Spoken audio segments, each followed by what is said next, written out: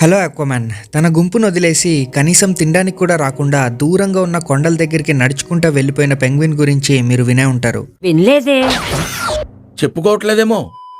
ఆ పెంగ్విన్ అలా ఎందుకు చేసిందని చాలా మంది ఆశ్చర్యపోయారు. చాలా మంది చాలా కారణాలు కూడా చెప్పారు. అందులో కొంతమంది తన లైఫ్ పార్ట్నర్ ని దూరం చేసుకొని ఒంటరితనానికి అలవాటు పడటం వల్ల అలా దూరంగా ఉన్న కొండల దగ్గరికి నడుచుకుంటూ వెళ్ళిపోయిందని అంటే, ఇంకొంతమంది తన వయసు అయిపోయింది, ఇప్పుడు అది గుంపుతో ఉండి వేటాడి ఆహారం తినలేదు, అందుకని అది అలా ఒంటరిగా కొండల దగ్గరికి నడుచుకుంటూ వెళ్ళిపోయింది అని అన్నారు. కానీ వీళ్ళెవ్వరికీ అంతు చిక్కని ఆ రహస్యం తను అలా ఒంటరిగా నడుచుకుంటూ వెళ్ళిపోవడానికి గల కారణం ఏంటో నాకు తెలిసింది. అదేంటంటే, మీరు గనక ఈ క్లిప్ని సూక్ష్మంగా పరిశీలిస్తే ఆ పెంగ్విన్ చేతిలో ఒక చిన్న లెటర్ ఉన్నట్టుగా కనిపిస్తుంది. వీడియోని ఇక్కడ పాజ్ చేసి ఆ లెటర్ వైపుకి బాగా జూమ్ చేస్తే ఆ లెటర్ లో ఇలా రాసుంది: రఘురామ్ రాజా, నన్ను పెంచుకో, నేను బట్టు ఫ్యాన్నే.